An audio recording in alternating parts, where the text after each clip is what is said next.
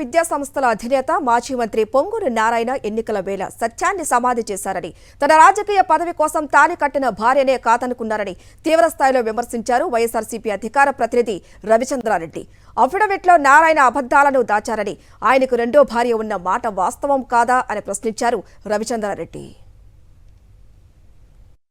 ఆ విధంగా పబ్లిక్ లో ఏమో ఆమె మీ భార్య, ఎలక్షన్ అఫిడవిట్కి వస్తే మాత్రం ఆమె మీ భార్య కాదు.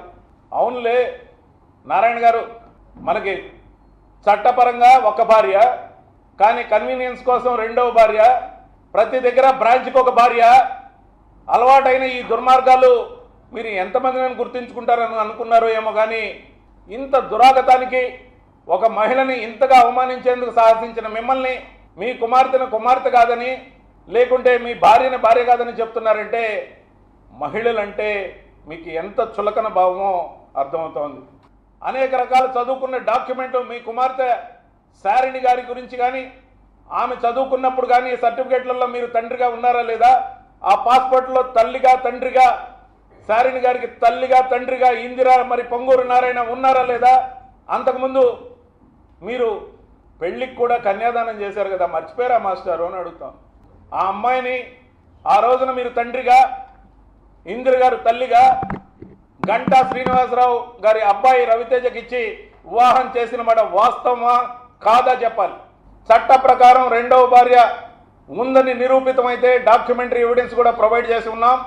మీ నామినేషన్ చెల్లదుగాక చెల్లదు.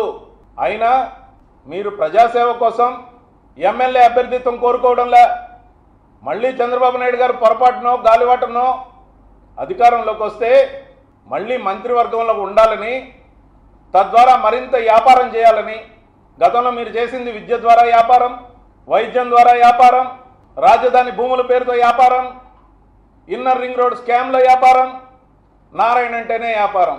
మరి ప్రజలకి ఎందుకు మీ పత్తి వ్యాపారం? మేము అడుగుతున్నాం నారాయణ, పొట్టోడివి అని వదిలేస్తే రాష్ట్రాన్ని అంతా దున్నేశావు, దేశాన్ని అంతా డొనేషన్ల రూపంలో పిండేశావు, విద్యా సంస్థల పేర్లతో దండిగా ధనాన్ని పోగేశావు. సమాజానికి ఏం చేశావు? నెల్లూరుకి ఏం చేశావు?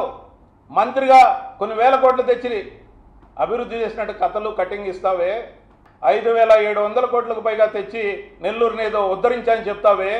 మరి నీ కాంట్రిబ్యూషన్ నిజమైతే చర్చకు రమ్మని మా జిల్లా అధ్యక్షుడైన పర్వతిరెడ్డి చంద్రశేఖర్ రెడ్డి గారు సవాల్ విసిరారు. ఎమ్మెల్సీ పదవికి తప్పని తెలితే రాజీనామా చేస్తా అని చెప్పారే, ఏమైపోయావు పట్టాలేని పొట్టోడా అని అడుగుతున్నాం.